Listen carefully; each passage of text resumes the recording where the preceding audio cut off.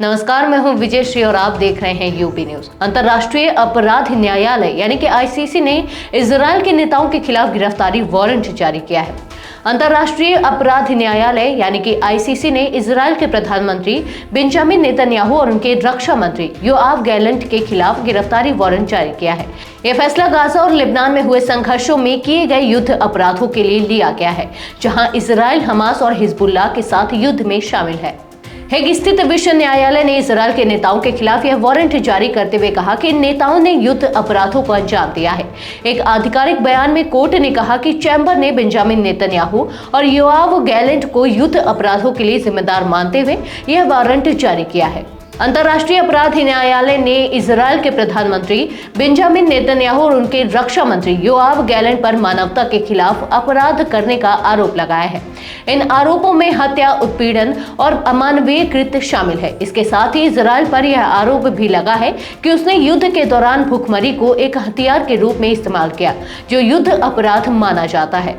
Israel ने ICC द्वारा लगाए गए अपराधों को सिरे से खारिज कर दिया है।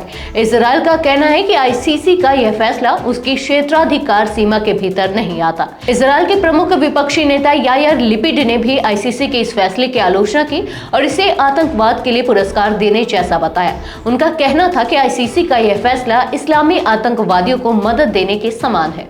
आईसीसी के फैसले के कुछ घंटे बाद इजरायल के प्रधानमंत्री बेंजामिन नेतन्याहू ने प्रतिक्रिया दी। उन्होंने अपने एक्स हैंडल पर एक वीडियो संदेश जारी किया, जिसमें उन्होंने आईसीसी के फैसले को यहूदी विरोधी बताया।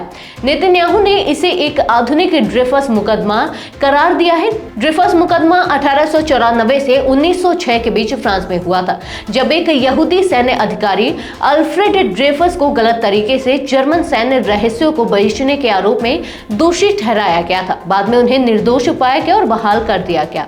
नेतन्याहू ने आईसीसी पर आरोप लगाते हुए कहा, हेग में यहूदी विरोधी फैसला मुझे और इजरायल के पूर्व रक्षा मंत्री योआव गैलेंट पर जानबूझकर नागरिकों को निशाना बनाने का आरोप लगा रहा है, जबकि हम हमेशा नागरिकों की सुरक्षा के लिए पूरी कोशिश करते हैं।